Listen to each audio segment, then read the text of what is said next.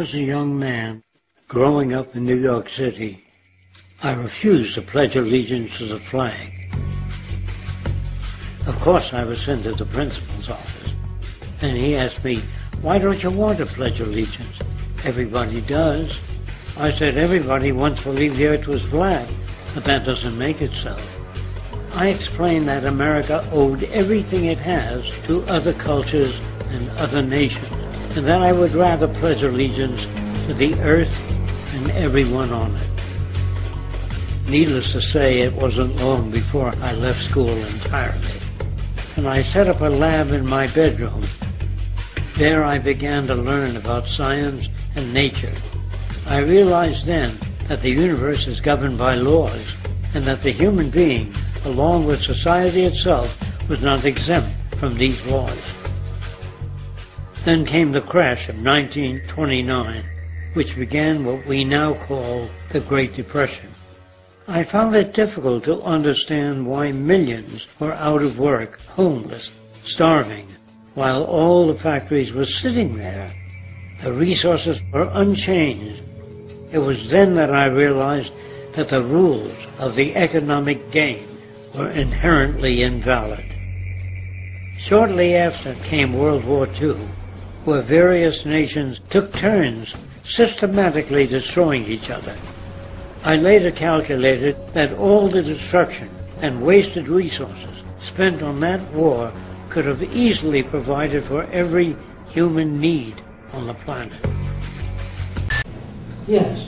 And speak up because I can't hear you.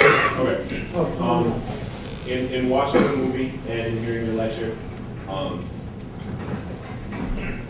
your description of the future, it sounds amazing. The thing that I don't understand is the transition from where we are now to get there, because it seems like especially when you speak about World War II and like all the money that we spent on the war could have built hospitals in the slums, but like if you look at the Nazis not being taken out in World War II, then what would Europe look like? Imagine a world where Hitler was still alive. Today on Hitler, we'll be talking with Hollywood hunk Christian Slater. Now, they tell me in your next movie, we get to see your butt. Yes, you do. Can we see it right now? Well, all right, Hitler. Oh, he's going to do it! If you're going to be in the Los Angeles area and would like tickets to Hitler, call 213. Du wirst deine Krankenschwester!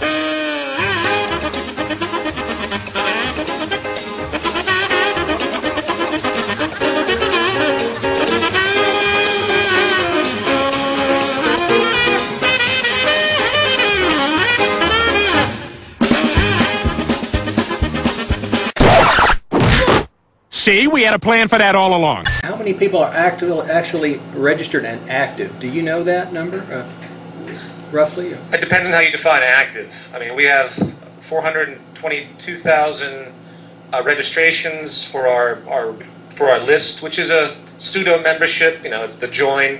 It's very hard to make any other type of distinction. So when people sign into this, that's our sense of count. Okay. And we have about 45,000 registered individuals on our global forum site and the global interactive user accounts, you know, that we have set up on the zeitgeistmovement.com. As far as actual activity, meaning street attributes, meaning real live things, they're sparse. I mean, Zeitgeist Day was a big success. We had 420 diligent events, you know, not just little household events, but real events that occurred in venues and local establishments. And when you think about that, and you think about the dedication of those that are doing that, it's truly remarkable. But from what I can tell, the groups in most locations are still relatively small, but they're growing. So I think the question really isn't where we are now as far as exact numbers. It's the rate of growth that we're achieving over time. And we had a big acceleration around Zeitgeist Day naturally because it was an awareness day. And right now we're still growing, but it's it's a little dormant. And I think hopefully when my new film hits, it will spark a great deal of interest and railroad's the wrong word, but keep people to recognize the movement and to see what's important with it. All right, new arrivals. There's only one way you're not getting on that train. But I